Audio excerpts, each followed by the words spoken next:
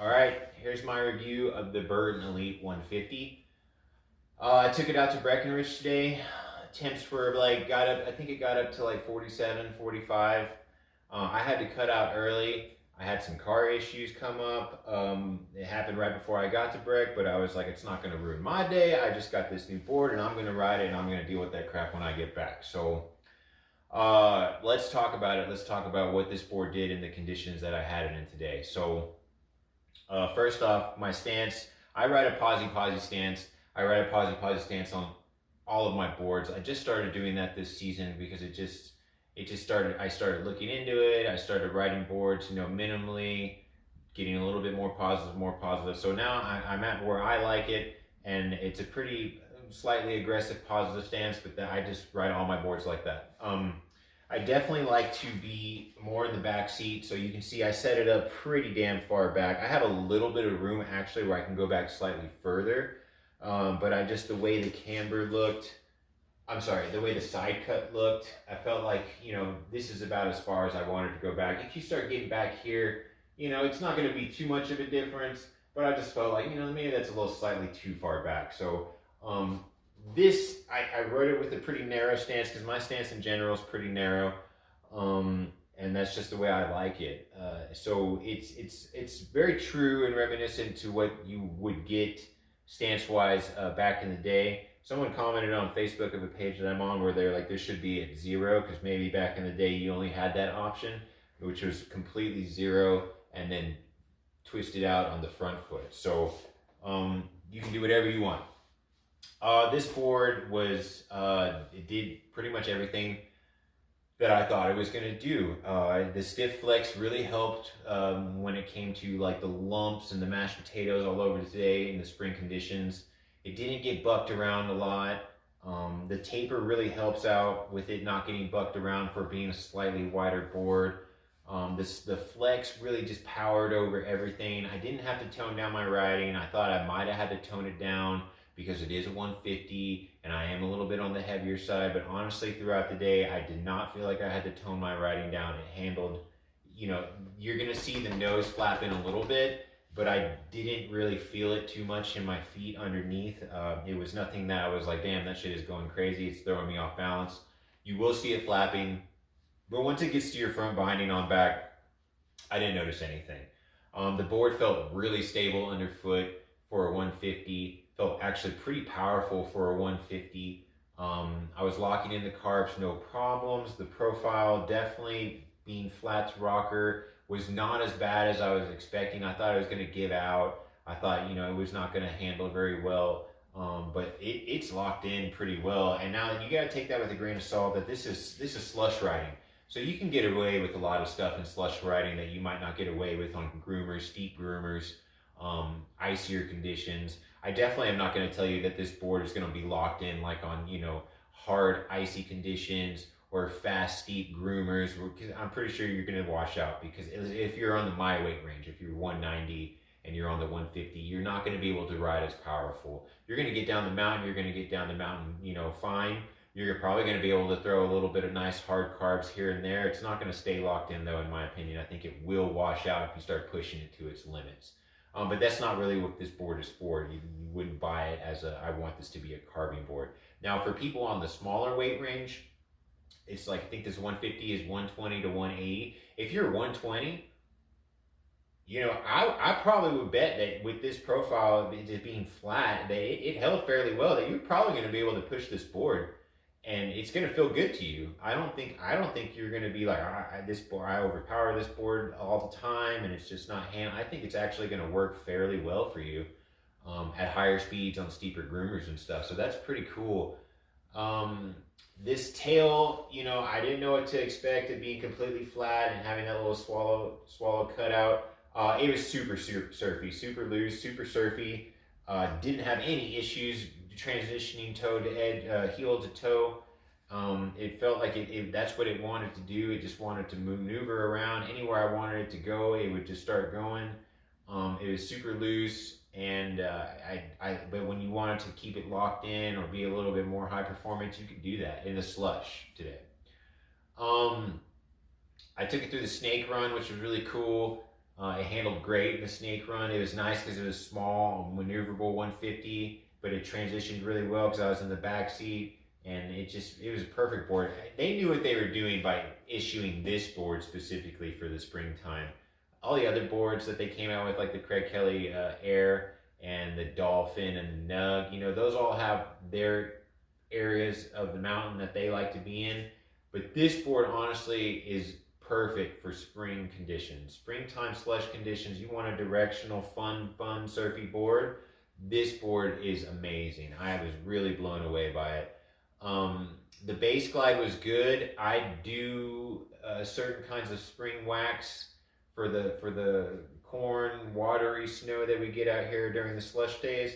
I wax with spring wax and then a thin layer, and then I don't scrape.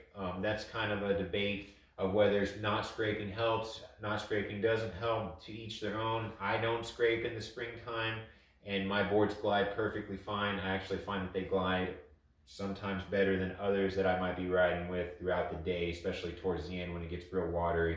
I'll notice that my board is still gliding slightly better than theirs.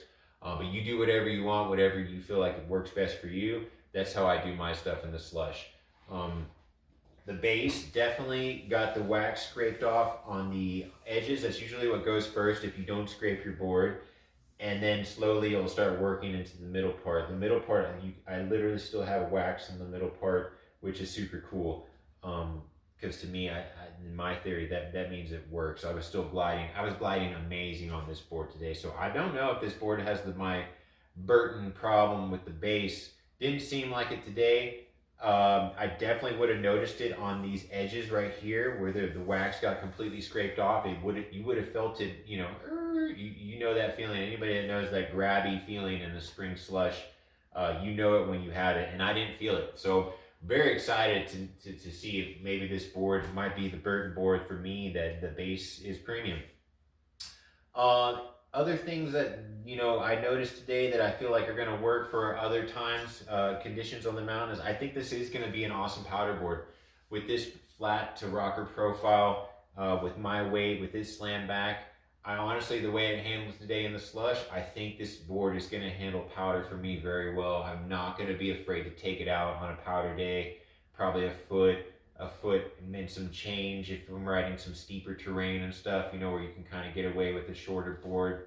I am probably going to have to keep, make sure I land a little bit more on the back seat. If it's super deep, your nose might stick in, you might tomahawk. I'm definitely not going to take this out on the deepest of days, but I think this board is going to handle, for my weight range, probably like a foot, a few inches.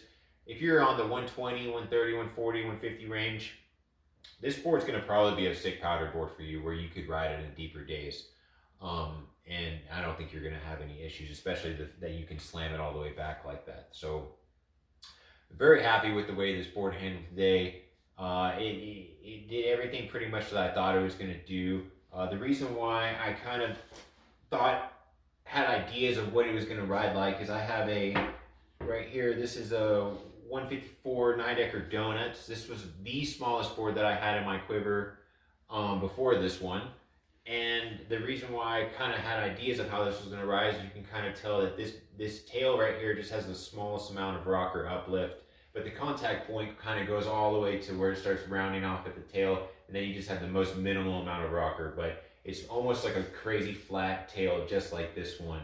And this being a 154, not crazy wide, kind of light, I just had an idea that, it's probably going to ride very similar to this board. This board has camber, not a lot of camber, just a little bit in the back seats, more like an S camber, more like a powder camber. Not too aggressive of camber, but it's not completely flat to rocker. And this board handles great for this size at a 154 for my weight. So that's why I was kind of excited, thinking, this one's probably going to be all right. Same way with this Battalion Cruiser. The back of the tail is pretty much similar to that one. This is a way bigger board. This is a 164, way wider. This board doesn't really like the spring conditions too much because it gets bounced around. It's super wide. So it got bucked around a lot, which I was kind of nervous because I was all like, I think this has like a 270 waist width as well. And this one says it has a 275, but I don't think this one has any taper. Like this one has, I think, 5 millimeters of taper. So I think the taper helps out a crap ton with this board to make it loosey-goosey, and the fact that you can set it all the way in the back seat as opposed to this Battalion Cruiser. So this board got it going on, man, as far as like fun times, what you can do with it, for what it's made for, and I think it's a smash. I really think it's a smash. That Burton definitely knocked it out of the park on this one. I'm very pleased. Small things about it that I noticed that I didn't really like, just the smallest of complaints is, this one's not so much a complaint, but these sidewalls feel different. They feel like rubbery. I don't know if it's some kind of coating that's over them from the factory, if they are made out of something different. They feel very similar to, like, if anyone has ride boards out there, I think they're made with the same material that are like in skateboard wheels, kind of like longboard wheels, like they're kind of like a grippy, squishier wheel. That's what these feel like. I know rides, sidewalls are made out of that. They're called like slime walls or something. But that's what these feel like, and you know, if that's what they're made out of, I love ride boards for that specific reason. Whenever you hit the brakes real hard on ride boards, or you're going through any kind of chunder, that stuff really does soak up the vibrations. And I didn't feel very many vibrations at all today on this board for my weight going as fast as I was. So if that's what's going on here, that's awesome. I don't know if it's kind of like trying to keep it true to like the way because these kind of feel like the way that my sidewalls feel and look on my old 1985 Burton Cruise. So, you know, I'm not really sure what's going on. Maybe Burton will come out later and say what that is, or other people might be able to figure that out, or you can feel it when you get yours. And you tell me if you notice a difference. The only other thing that I noticed on this board is that I don't know, so right here on this side of the board, it like bevels up. Underneath the top sheet, you can literally feel it start to bevel up. There's something going on underneath this top sheet. I don't know if it started raising. I don't know if there's some kind of like grinding issue, that they didn't grind this down. You know, I don't know what's going on. You can feel it. It's at the top here too. You can literally feel some sort of like indent, like beveled up indentation underneath the top sheet. And stuff like that, you know, it's pretty noticeable. If you were to have this board in your hand and you feel it, you'd be like, yeah, that is very noticeable. I'm not super pissed about it or anything, but I think that honestly, if I was like quality control, that's something that I would definitely probably put in the Burton second quality bin. Burton has a second quality on the website if you look at it. And it's second quality. It's not that the boards are all messed up or anything. It's just sometimes the graphic is off a little bit. Sometimes there's a chip, or sometimes there's just a minor imperfection that the board still rides 100% well. But there's just a minor imperfection, and honestly, I think that should have went into the second quality bin.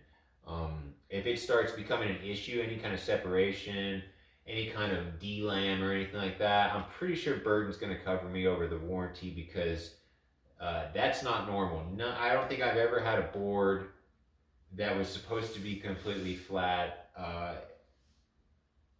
What brand new was like that. I don't think I have one board that's like that. So, you know, that might be a con in people that might say that Burton quality is kind of, I don't think Burton quality is crappy. I think that they do mass produce a lot of product, and there's going to be some things that get through that maybe not supposed to get through. So I'm not saying this is a bad board. I'm not saying don't buy it. I'm not saying that Burton just makes crap gear. I'm saying that I think they make a lot of gear, and sometimes some things slip through the cracks. So hopefully if I do ever have any issues, Burton will cover that on the warranty program. Other than that, the only way I can really describe of how this board actually rides, maybe a comparison to boards that are pretty popular out there, is right here next to me. This board feels like a slightly more surfy, a slightly less locked in, a slightly more mellow Karura Dart. Honestly, 100%. That's what I feel like it feels like when I rode it. You can see this Dart. It doesn't have a completely flat swallowtail, and it's definitely a bigger cutout for sure on the swallowtail, but it's really not raised that much. And that's very comparable. It felt very comparable to the way this Burton Elite felt. This is definitely beefier. This definitely carbs better. This definitely handles chunder and chop way better. This probably handles deeper amounts of power because it's a 156, and I believe it's actually maybe slightly wider at the nose. this is basically, I feel like, the baby brother to this board. And that's saying a lot because a Karua Dart is a very great board. You can do everything pretty much on it other than just like, it doesn't probably ride switch very well. Freestyle riders are not going to like it as much as more free ride riders, powder riders, people that just like to go one direction are not going to like this board as much as they might have liked the Karua Auto or the Karua Transition Finder. But if you like boards, the directional boards, and you like fast stiff carving boards, and you like the Karua Dart, I honestly think you're going to really like this Burton Elite. It's not going to be as powerful. You're going to bust this out on the days you want to go fast with your friends and deep with your friends. But on days where you might be cruising by yourself and you just want some soul turns, some soul grins, this is not going to let you down. This board, it handles really well, and anybody who got one, I think you're going to be amazed and surprised, and I think you're going to love it. I don't think too many people are going to hop on this board and be like, this was a turd, this was a dud, it doesn't ride well. If you say that, that's fine, that's your opinion. I don't believe that. I think everybody who got the board is going to be happy with it. Not saying to not buy the 140. I think if you're on the fence of whether you should get the 140 and you're slightly on the higher side of the weight range, I would size up. I don't see any benefits of anyone my size riding the 140. You're going to get less power performance. You're going to get less stability at higher speeds. You're going to get more maneuverability if you want to huck it around. But I mean, it's a 140. I mean, this is a 150. I mean, it's not even that big. So it's like, I don't see anybody gaining any kind of benefits being my size, 170, 180, 160, and being like, I need to get on the 140. I don't understand why you would do that. If that's what you want to do, that's fine. I think the 140 is definitely more for like kids and smaller weighted riders. If you are an average rider, you ride boards like 154s, 156s, 157s. Definitely if you like bigger boards like 160s, 162s, go with the 150. If you're riding a park board right now and your park board is like 152, women like 151, 152, 153, you might be able to get away with the 140, that because if you're comfortable on that size board at your weight range at a 153, 140, 153, 150, 152, whatever, you'll probably be fine on the 140. Do I think you should get the 140 still if you're riding those sizes? No, I think you should get the 150. I'm not trying to not sell the 140, say don't get it. I'm just saying the 150 has the small board feel, it has the power, and it's going to give you extra stability at higher speeds, and it's going to give you extra power performance. So I don't know why you would get the 140. Other than that, whoever got it, I hope you enjoy it. I hope this review helped, and I'm just excited to have mine and that it worked out well. So hopefully yours experience works out well for you too.